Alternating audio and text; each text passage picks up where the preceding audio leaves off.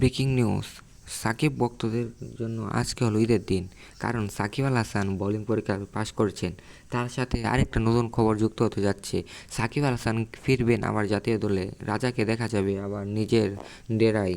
সাকিব আল হাসান শেষ লাল সবুজের জার্সিতে গত বছরের আগস্টে ইন্ডিয়ার বিপক্ষে টেস্ট সিরিজ খেলেন। তারপর থেকে লাল সবুজের হয়ে আর তাকে মাঠে দেখা যায়নি। এখন কি ফিরবে?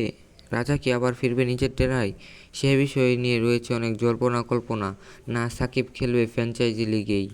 সাকিব আল হাসানের সম্ভাবনা আছে 2026 টি-20 ওয়ার্ল্ড কাপ খেলার। সাকিব আল হাসান ইন্ডিয়ার সাথে শেষ টেস্ট খেলার পরে তিনি বলেছিলেন তিনি নিজেকে আর টি-20 দেখছেন না। যদি দলের প্রয়োজন হয়, তিনি যদি সেভাবে ফিট থাকে তাহলে সে টি-20 খেলবেন।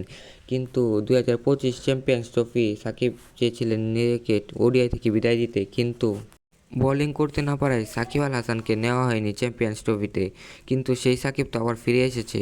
তিনি তো এখন একজন ব্যাটসম্যান না, সে তো এখন অলরাউন্ডার। সে ব্যাটিংও করতে পারেন, বোলিংও করতে পারেন।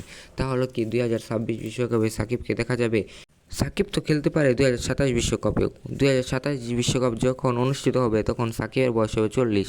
মাহমুদুল্লাহ যদি 41 বছর বয়সে চ্যাম্পিয়ন্স ট্রফি খেলতে পারেন, মোহাম্মদ নবীও যদি 40-41 বছর বয়সে চ্যাম্পিয়ন্স ট্রফি খেলতে পারেন, তাহলে সাকিব আল হাসান কেন 39 বছর বয়সে 2027 বিশ্বকাপ খেলতে পারবে না? সাকিব 2026 বিশ্বকাপ খেলার জন্য রয়েছে দারুণ সম্ভাবনা। এ বিষয়ে বাংলাদেশ দলের সাবেক সিলেক্টর হান্নান সরকার কিছু কথা বলেন। বিষয়ে 3 দিন আগেই কথা হয়েছে। ইনফ্যাক্ট সাকিব কিন্তু হয়তো এখন আমাদের বিপিএল খেলেনি, বাট সামনে বিভিন্ন ফ্র্যাঞ্চাইজি টুর্নামেন্ট হয়তো খেলবেন আমার বিশ্বাস। নেক্সট বিপিএলে যদি খেলতে পারে, বিপিএলের পরে ওয়ার্ল্ড কাপ, টি-20 ওয়ার্ল্ড কাপ। সো বিপিএলে যদি খেলতে পারে, তখন যদি সাকিব অ্যাভেলেবেল থাকে, আমার মনে হয় চিন্তা করতে পারে না। এ থেকে একটু হলেও বোঝা যায় সাকিব আল হাসানের 2026 বিশ্বকাপ খেলার সম্ভাবনা রয়েছে।